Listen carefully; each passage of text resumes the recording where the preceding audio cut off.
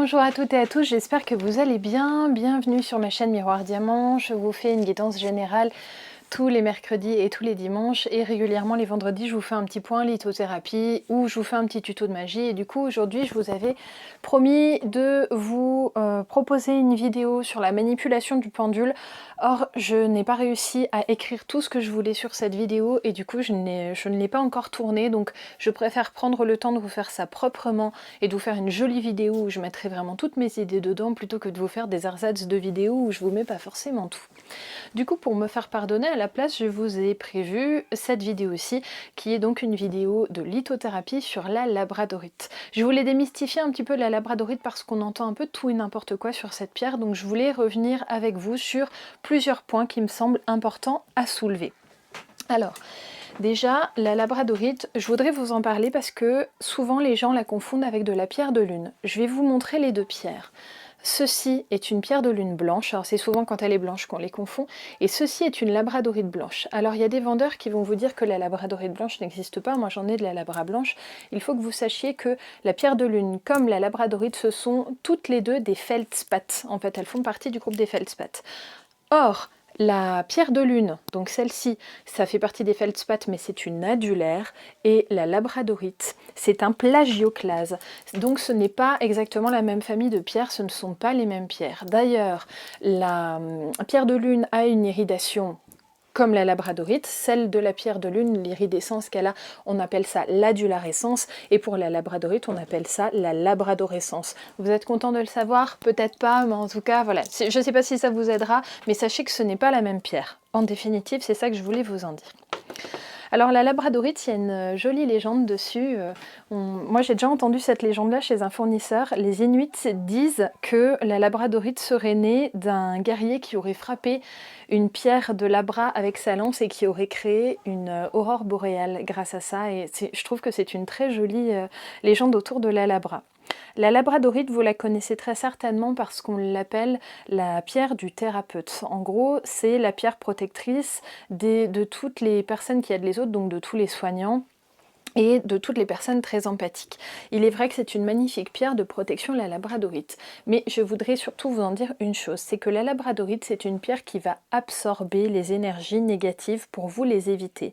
Donc il va pouvoir se passer deux choses. Déjà, quand elle est trop pleine, votre labradorite, il est possible qu'elle éclate. Elle ne va pas faire un gros boom, on est bien d'accord, mais vous pouvez la retrouver en 1000 morceaux.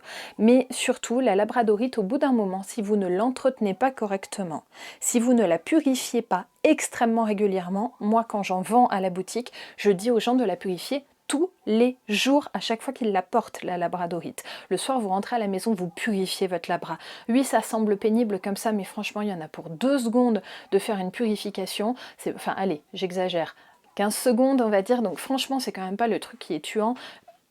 Faites votre petit entretien pour votre labradorite. C'est vraiment une pierre qui absorbe tellement. Au bout d'un moment, si vous ne l'entretenez pas, il faut savoir qu'elle va être comme une tasse en fait. Elle va être pleine et au bout d'un moment, ça va déborder. Surtout, elle va vous restituer, et souvent d'un seul bloc, toutes les énergies négatives qui auraient été emprisonnées à l'intérieur. Vous allez tout vous reprendre dans la figure. C'est quand même dommage de vous les éviter, de prendre une jolie labradorite, de vous éviter des énergies négatives et finalement de ne pas entretenir votre labra et de vous reprendre le négatif. Je trouve ça tellement dommage en fait. C'est une pierre qui est magique, mais il faut l'entretenir. Ça, c'est vraiment le truc.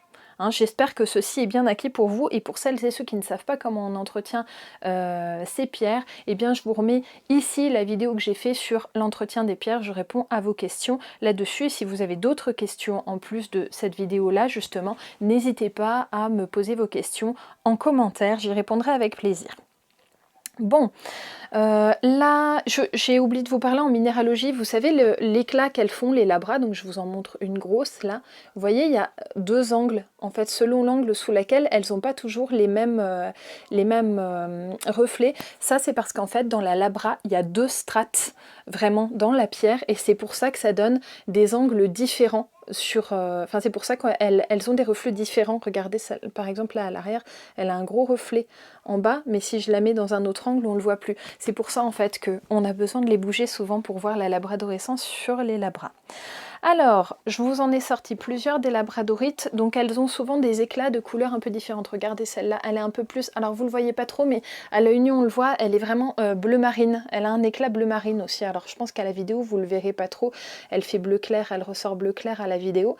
J'en ai une, je vais vous la montrer puis je vous en reparlerai après. Celle-là, c'est une, on le voit mieux dans le sens là, elle a même un éclat, je sais pas si vous le verrez, violet, là, vous voyez, violet, rose, un peu orange. Ça, c'est une Mystic Shine, je vais vous en reparler. Là, j'en ai une, je crois qu'elle a une labradorescence même jaune clair. Regardez, vous voyez, donc on en trouve un petit peu de toutes les formes. On en trouve facilement aussi des brutes. Il faut savoir que la labradorite brute, c'est très très moche. Mais ça marche très bien quand même. Pour ceux qui se reposent la question entre pierre brute et pierre polie, sincèrement, la labradorite, ça vaut vraiment le coup de la prendre polie parce qu'il y a cette labradorescence qu'on voit quasiment que sur les pierres polies, donc ça vaut vraiment le coup de l'avoir polie. Ok, donc en fonction de la couleur de votre labradorite, elle va soit impacter le chakra coronal, soit le troisième œil, soit même le racine. Donc ça peut vraiment agir même en même temps sur ces trois chakras-là. D'ailleurs, la Mystic Shine, là, quand elles ont des reflets jaunes, eh bien, ça va plutôt, les labradorites dorées aussi, vont plutôt agir sur le chakra solaire. Je vous en reparle juste après de la labradorite dorée.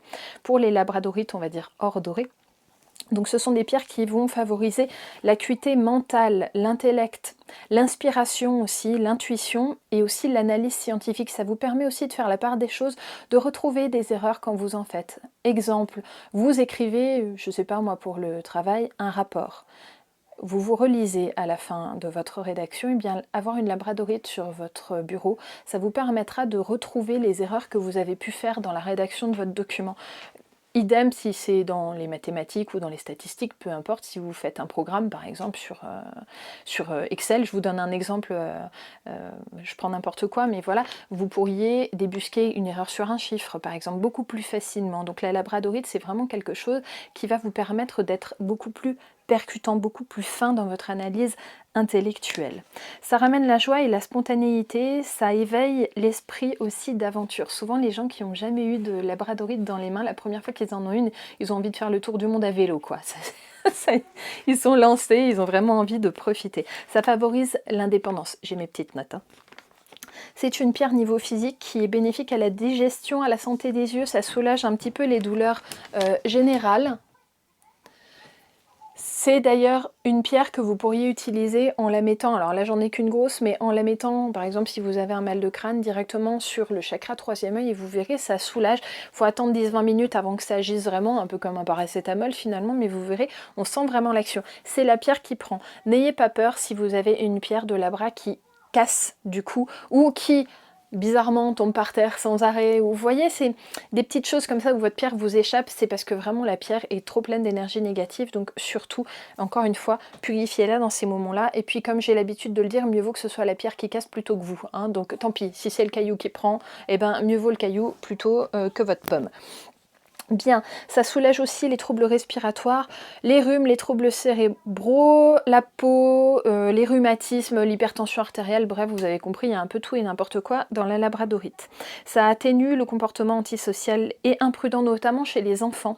Ça atténue aussi le fait d'être, comment dire, je trouve pas le terme, d'être manipulable en fait. Vous trouverez le terme, vous me le mettrez en commentaire. Ça atténue aussi les sentiments d'insécurité, le stress, l'anxiété, et enfin c'est une pierre qui stabilise l'aura. Bien sûr là ce que je vous en dis ce n'est qu'un... c'est que les petites notes que moi je me suis prise, mais c'est non exhaustif, hein, toutes ces petites choses. Alors, la labradorite dorée, je vous fais tout de suite le petit chapitre là-dessus, c'est donc une pierre qui va soulever les blocages du chakra solaire, c'est-à-dire, vous savez, dès qu'on s'empêche d'être heureux, quand on se sent volontairement malheureux, toutes les personnes qui ont tendance un peu à se victimiser, la labradorite dorée va vraiment faire des miracles par rapport à ça. Et c'est aussi la labradorite violet, donc je vais vous la remontrer, dorée pardon, parce que là j'ai une Mystic Shine, donc ça en fait partie, hein. C'est un nouveau gisement d'ailleurs celui-ci, hein, qui a été qui a été découvert. Donc vous voyez, elle est un peu dorée. La mienne, elle est un peu rose d'ailleurs, hein. Ah bah voilà, je l'ai chopée la labradorescence là. Regardez comme elle est belle. C'est une pierre qui appelle non pas forcément les anges, mais plutôt les archanges.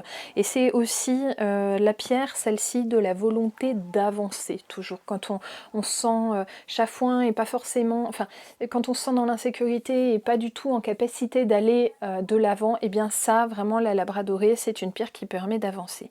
Comme d'habitude, je vous rappelle que moi je vous propose toujours d'aller toucher les pierres, d'aller les voir, essayez de pas trop les acheter sur internet parce que franchement, une pierre ça se touche, il faut voir si vous allez raisonner avec. Vous pouvez très bien du même gisement avoir 2 pierres dans les mains et raisonner avec une et pas du tout avec l'autre. Donc il faut que vous touchiez, c'est ça l'important. Par contre, si vous n'avez pas de boutique à proximité de chez vous, ou si la boutique n'est pas sérieuse par exemple, vous pouvez toujours contacter des personnes de confiance. Moi j'ai une boutique, mais il y a d'autres personnes qui ont des boutiques aussi, qui pourraient être tout à fait de confiance. Allez vers des personnes de confiance pour vous trouver la bonne pierre et pour vous faire conseiller. C'est important en lithothérapie de vous faire conseiller par un lithothérapeute. Moi mes conseils ils sont pas plus chers hein, quand je vends des pierres aux gens dans la boutique. Ça fait partie du job, c'est le devoir de conseil. Alors bien sûr, quand on prend des pierres, ça ne se substitue pas à un traitement médical, un suivi médical, je le dis toujours, mais c'est vrai que se faire conseiller par un lithothérapeute vous permettra quand même d'avoir au moins de bonnes bases sur l'utilisation et l'entretien de votre pierre. Voilà les amis, je sens que j'ai oublié de vous dire un truc. Je reviens tout de suite, je réfléchis. Après réflexion, j'ai retrouvé une partie de ce que je voulais vous dire. La labradorite, c'est une pierre qui adore l'eau, donc n'hésitez pas à la mettre dans la flotte parce que vous verrez, elle va ressortir avec une chatoyance extraordinaire. Elle est de plus en plus belle au fur et à mesure qu'on la met dans l'eau. C'est aussi une pierre, ça peut paraître surprenant, mais vous verrez, elle va évoluer avec vous, c'est-à-dire que votre labradorite, au fur et à mesure que vous allez la mettre, vous allez le voir, elle va avoir des reflets qui vont se modifier. Oui, ça semble fou, mais vraiment la pierre va bouger en fait. Elle va commencer à développer des reflets de plus en plus imposants. Je ne l'ai pas ici, mais je vous la prendrai en photo à l'occasion et je la mettrai en post, je pense, sur mon Instagram. D'ailleurs, vous avez l'Insta en dessous dans le descriptif, là, si jamais ça vous intéresse. J'en avais une à la boutique qui était tellement moche que je l'avais jamais mise en vente. Et désolée, j'ai ma fille qui rigole derrière. Et c'est une pierre que je n'ai jamais donc mise en vente. Et en fait, au contact de mon énergie à la boutique, au bout d'un moment, en fait, la pierre a commencé à bleuir. Elle est maintenant d'une beauté et du coup, je ne la vends toujours pas parce que c'est la pierre dont je me sers pour me protéger carrément à la boutique. Hein, vous voyez, il y a vraiment des pierres qui vont évoluer en fonction de notre énergie, hein, tout simplement. Alors, la labradorite, je vous propose de la porter beaucoup, parce qu'en conseil vraiment à porter, je vous conseille de l'additionner à de la tourmaline si vous n'avez pas trop envie de vous casser la tête avec l'entretien. Vous serez quand même obligé de beaucoup la purifier, votre labradorite, vous serez obligé de le faire pour pas avoir de côté négatif, mais si vous voulez, au lieu de le faire tous les jours, par exemple, ne le faire qu'un jour sur deux, mettez de la tourmaline noire avec, si la tourmaline vous convient bien, parce que comme la tourmaline, c'est une pierre qui repousse les ondes négatives, ça vous permettra, avec la labradorite qui, elle, les absorbe, en fait, de faire un petit peu de tampon entre les deux pierres et du coup, d'atteindre moins votre labradorite grâce à la tourmaline noire qui va faire une sorte de bouclier autour de vous et du coup aussi autour de la labradorite. Dernière petite chose, la labradorite, là, je vais parler aux personnes qui sont extrêmement empathiques. Ça vous permettra en fait de ne pas vous transformer tout le temps en éponge émotionnelle et donc de ne pas tout le temps somatiser aussi les problèmes des personnes que vous pouvez rencontrer au fil de vos journées. Et c'est donc une pierre qui va vous permettre, qui va vraiment prendre à votre place et qui va vous permettre de rester vous centré. Hein, c'est vraiment la pierre qui va prendre les ondes négatives à votre place, donc n'hésitez pas à prendre ça si vous êtes d'un naturel très empathique, si vous êtes un de ces fameux empathes, donc de ces personnes qui prennent un peu à la place des autres et puis qui du coup soulagent les autres, mais au détriment de leur propre personne. Vous verrez, la labradorite vraiment vous aidera énormément dans cet ordre-là. Si jamais j'oublie des choses dans cette vidéo, n'hésitez pas à me mettre des petits commentaires et moi-même, je vous remettrai des commentaires en dessous de cette vidéo s'il y a des choses qui me viennent parce que je sens que j'ai dû oublier des trucs et que ça me viendra après le tournage de la petite vidéo là. Je vous remettrai dans le descriptif en dessous de cette vidéo des informations complémentaires au fur et à mesure. Donc si jamais vous regardez cette vidéo le jour où je la poste, mais que vous voulez regarder dans 6 mois s'il y a des informations complémentaires, j'aurai certainement enrichi le contenu au fur et à mesure.